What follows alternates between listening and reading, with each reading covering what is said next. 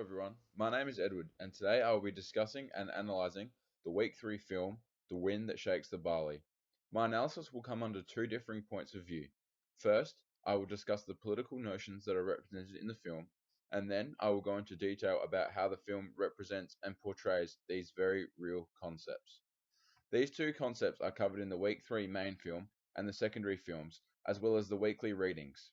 These concepts are nationalism, independence, and violent insurgencies. So, first, what is nationalism? Nationalism is an idea and movement that promotes one's nation to be superior above all others. Nationalism promotes the idea that a nation should be self governed and have independence over any other rule. There are numerous different types of nationalism. However, in this historical context, I'll be discussing general nationalism and not the numerous different specific types of nationalism. Nationalism is a key antagonist in many conflicts and wars. Therefore, the word itself brings numerous negative connotations of violence and war. Nationalism is commonplace amongst societies who are not ruled by their own people. Therefore, it is easy to understand as the lecture for this week discusses the rise of nationalism during colonial times, especially in Africa. As communities and groups of people were being ruled by empires thousands of kilometers away, it is easy to see how this rise could lead to nationalism and the eventual downfall of colonial empires. Nationalism and the love and devotion to one's country above any other can be seen as a catalyst to the fight for independence. Nationalism is often heavily associated with patriotism. However, they are very different to one another. As French President Emmanuel Macron said, nationalism is a betrayal of patriotism. Patriotism is the love and devotion to one's country. However, in contrast, nationalism is love and devotion to country above all others. Nazi Germany is a key example of nationalism gone wrong, as the love and devotion to country went too far and started World War II. Similar examples of nationalism include Irish nationalism, the French Revolution, and the fight for independence in Bougainville. These examples all share the same traits, that nationalism and love and devotion of country above all others has started an armed fight for independence. Fight for independence, violent insurgencies, and war. Independence is being a separate and recognized state, being self-governed and universally recognized as a free, independent nation state. The fight for independence has been going on for thousands of years, and I believe will continue for thousands of years. For many communities and groups around the world, freedom and independence is the most valued form of recognition. Independence is often fought for in wars and conflicts. Breaking away from rule is never easy, and often death and violence go hand in hand in the fight for independence. Violent insurgencies are often used to fight for independence.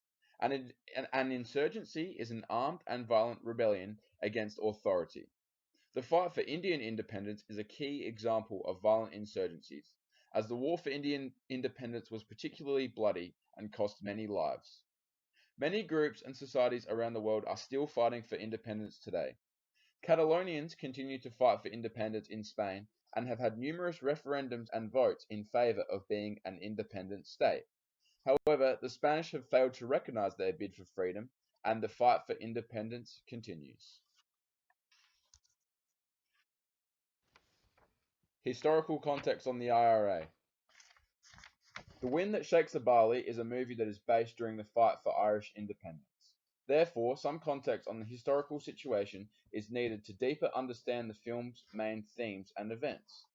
The Irish Republican Army was a paramilitary group that were prevalent throughout Ireland during the late 20th and 21st century. The IRA fought for Irish independence and were widely regarded as particularly violent and aggressive. The conflict over independence in Ireland is complex and complicated, as the IRA had many splinter groups and different branches. However, this week's movie references the old IRA, who fought for Irish independence from the British. The Irish hatred for Britain had grown over years of mistreatment and poor government. Additionally, religion was involved, as many Protestants from the north of Ireland wanted to stay as a British state, whilst the Catholics from southern and central Ireland wanted independence from the British. This eventually led to a civil war, which is inferred towards the end of the film, after the famous Anglo-Irish Treaty was signed. The Wind That Shakes the Barley. The film that I chose this week portrays notions of nationalism and independence heavily throughout. During the early part of the film, the mistreatment of the Irish people by the British government is clear, as Damien witnesses an unfair interrogation by British forces, which eventually results in the murder of one of his dear friends, all because he could not say his name in English and choose instead to use his Irish lingo. Furthermore, another scene shows the mistreatment by the English, as the British Army harass and intimidate a railway brigade unfairly. This leads Damien to join his brother Teddy's IRA brigade and begin the fight for Irish independence.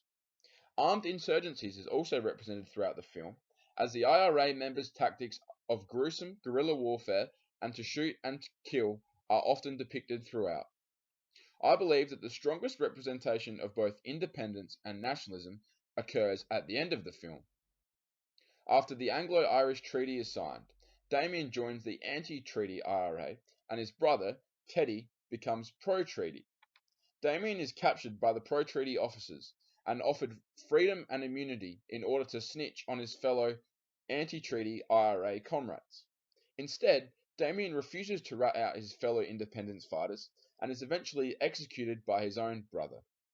Damien's last quote, "It's easy to know what you're against, quite another to know what you're for." This quote represents Damien's strong nationalist beliefs, as he is willing to die for his country to become free and independent from the British. The Wind That Shakes the Barley is a powerful, emotional, and engaging film that explores the themes of independence and nationalism throughout. Impact on today's society and further texts. The conflict in Ireland has had a large impact on today's society, as between 1968 and 1998 there was a period known as the Troubles, in which there was another mini civil war over the independence, this time of Northern Ireland, which has stayed as part of Britain. However, as the fallout of Brexit continues, this situation may differ and change.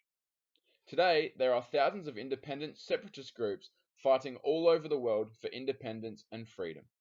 Some of these include Hong Kong, Bougainville, Tibet, Taiwan, Catalonia, and the Basque region. Furthermore, here are some texts that I believe deploy the week's political terms of nationalism and independence well. Peaky Blinders, Gandhi, the Battle of Algiers, Crisis in Catalonia, and Balibo. To conclude my presentation, here are some further discussion questions which I look forward to discussing with my presentation group in class on Thursday. Thank you very much for listening.